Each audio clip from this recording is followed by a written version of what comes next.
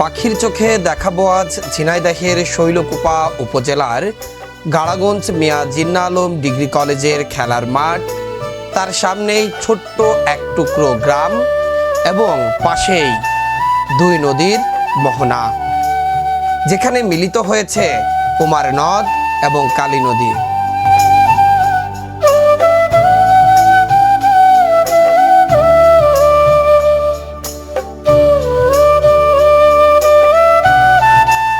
নানা লোককথা প্রচলিত আছে এই মোহনাকে ঘিরে। একসময় খরস্রোতা এই কুমার নদ ও কালী নদী এখন তার যৌবন হারিয়েছেন।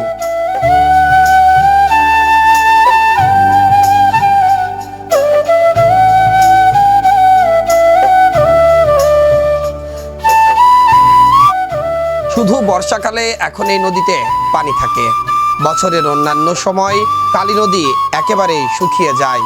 তবে কুমার নদে পানি থাকলেও পরিমাণে একেবারেই কম।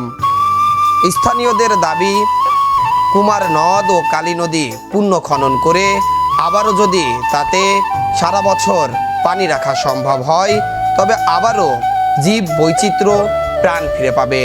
নদীতে আগের মতো মাছও পাওয়া যাবে।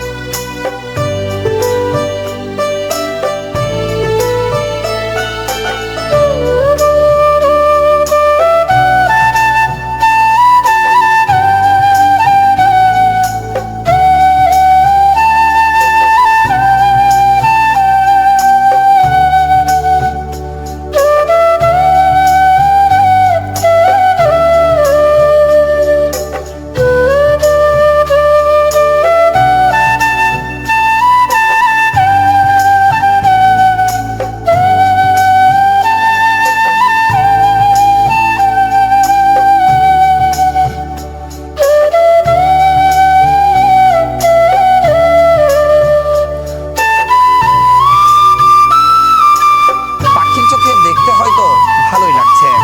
আমরাও চেষ্টা করব এখন থেকে পুরো ঝিনাইদহ জেলার সব দর্শনীয় স্থান ও ছোট বড় বাজারগুলো নিয়মিত পাখির চোখে দেখানোর।